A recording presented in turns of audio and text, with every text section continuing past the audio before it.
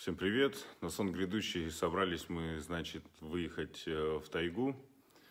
Вот, все хорошо, машина утеплена, но единственное вспомнили, что не проклеили лобовуху вторую и боковые стекла.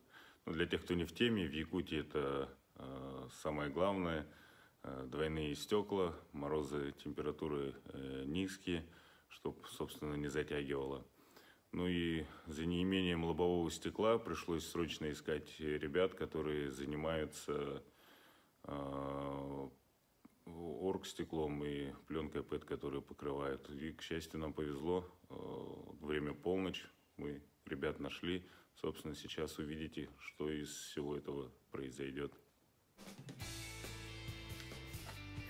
Для начала сняли трафареты с окон, с боковых и с лобового стекла.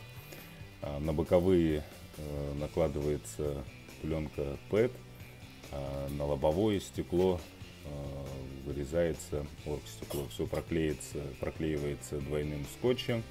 Ну, собственно, на этом все и фиксируется.